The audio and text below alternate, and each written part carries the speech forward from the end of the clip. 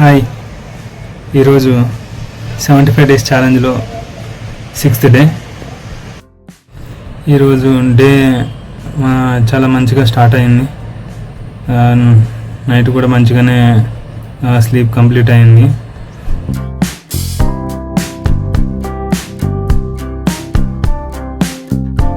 రోజులాగే fresh up అయిపోయి 6 కల్లా జిమ్కి స్టార్ట్ అయిపోయాను.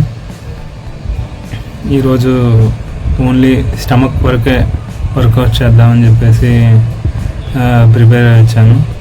అలాగే స్టమక్ కోసమే బాడీ మొత్తం నార్మల్ వామప్ స్టార్ట్ చేశా. స్టమక్లో కొంచెం స్ట్రెచ్చింగ్ కోసం back bone and remaining muscles అన్నిటిని స్ట్రెచ్ చేసి కొంచెం రిలాక్స్ అయ్యి యాప్స్కి వర్కౌట్ స్టార్ట్ చేశాను.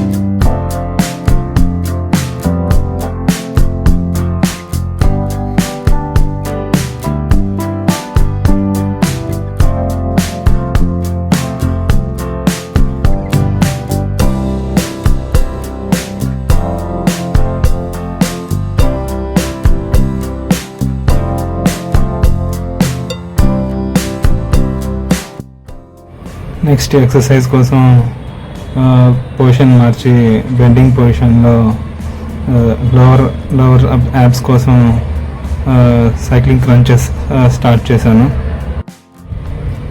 గ్రౌండ్ మీద పడుకొని సిట్టింగ్ క్రంచెస్ చేయడానికి కొంచెం కష్టంగా ఉంది. సండే ఓపెన్ గ్రౌండ్ మీద డైరెక్ట్గా బాడీకి కాంటాక్ట్ అయ్యేలాగా చేయడం వల్ల కొంచెం బ్యాక్ ఏరియా అంతా కొంచెం ర్యాషెస్ అండ్ కొంచెం స్కిన్ కట్ అయిపోయి బర్నింగ్గా ఉంది.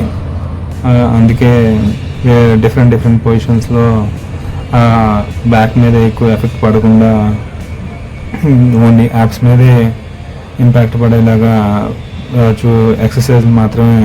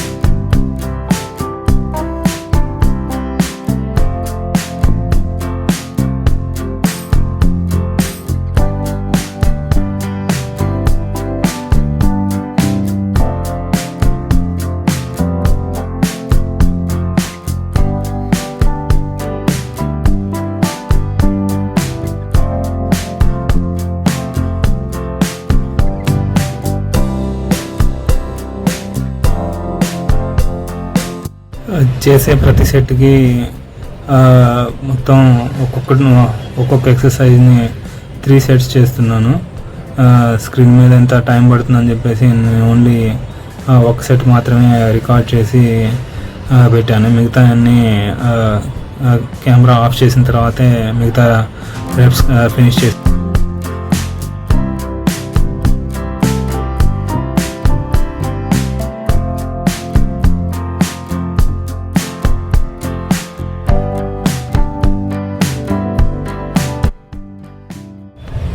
ఎప్పుడైతే మన యాప్స్లో